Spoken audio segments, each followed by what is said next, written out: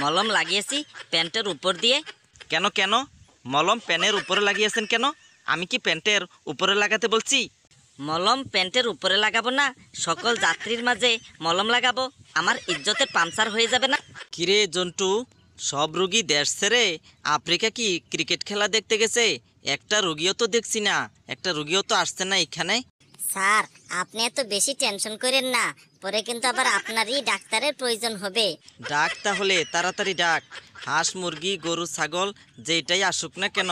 Patient, ও patient, তাড়াতাড়ি চলে আসুন। কি ব্যাপার, আপনার আবার কি হয়েছে? আপনি আবার আসছেন কেন? কি ব্যাপার মানে আবার আসছি কেন? 2 সপ্তাহ হয়ে গেল ডাক্তারের কাছ থেকে ওষুধ লিখে নিয়ে চুলকানির ওষুধ খেয়েছি, কোনো চুলকানি আমার ভালোই হয়নি, বড় জোর আরও চুলকানি বেড়েছে। এটা কয় টাকা দামের ডাক্তার, তাই আমার জিজ্ঞাসা করার আছে। 2 সপ্তাহ হয়ে গেল চুলকানি ভালো হচ্ছে না, এই ডাক্তারের চুলকানি আজকে শুরু করে দিয়ে যাব। 100 টাকা দামের ডাক্তার, কিন্তু বাপ দেহায় 500 টাকা দামের ডাক্তার। ভালো ওষুধ দিতে না পারলে তাহলে 2 জন আমার শরীরে চুলকিয়ে দিবেন। Relax relax. আপনাকে একটা প্রশ্ন করব। আপনাকে যে আগে মলম লিখে দিয়েছিলাম, সেই মলমটা কিভাবে ব্যবহার করছেন বলবেন একটু? কেন মলমের আবার কি হলো হাতুড়ি ডাক্তার? মলম লাগিয়েছি প্যান্টের উপর দিয়ে। কেন কেন মলম প্যানের উপরে লাগিয়েছেন কেন? আমি কি প্যান্টের উপরে লাগাতে বলছি? মলম প্যান্টের উপরে লাগাবো না, সকল যাত্রীর মাঝে মলম লাগাবো, আমার ইজ্জতের পাংচার হয়ে যাবে না। তার মানে আপনি কি করেন বলেন তো? কেন গাড়ির কন্ট্রাক্টরে চাকরি করি। ও, এইবার বুঝতে পারছি কেন আপনার চুলকানো ভালো হয়নি। আপনি মাসে কয়দিন গোসল করেন বলেন তো? কেন কেন গোসলের আবার কি হলো? মাসে 2 দিন গোসল করি আমি। কি আশ্চর্য রে বাবা, কি আশ্চর্য! চুলকানোর মলম দিছি, চুলকানোর মলম লাগাচ্ছে প্যান্টের উপরে, আবার গোসল করে মাসে 2 দিন। এই জন্টু, এই ডাস্টবিন মার্কা লোকটাকে এক্ষুনি বঙ্গোপসাগরে ডিল মেরে দিয়া সইতো। আপনি ডাক্তারি ভিজিট দেন, ডাক্তারি ভিজিট দিয়ে এখান থেকে ভাগেন, ভাগেন এখান থেকে। কেন ডাক্তারি ভিজিট দেবো কেন? আমার কোনো ডাক্তারি ভিজিট লাগে না, চুলকানি ভালো করতে পারে না আবার ডাক্তারি ভিজিট। স্যার, আজকে তো কোনো রোগী ভিজিট দিল না। পেশেন্ট চলে আসুন, নেক্সট পেশেন্ট চলে আসুন, চলে আসুন। ভিতরে কি আসবো? আসুন আসুন, ভিতরে চলে আসুন, অগ্রিম অনুমতি দেওয়াই আছে, চলে আসুন। কি সমস্যা আপনার? ডাক্তার সাহেব, ডাক্তার সাহেব, আপনি আমার বাবুকে বাঁচান, আমার বাবুকে বাঁচান। কি হয়েছে আপনার বাবুর? আমার বাবুর গলায় বড় একটা মাছের কাঁটা বিঁধে আছে।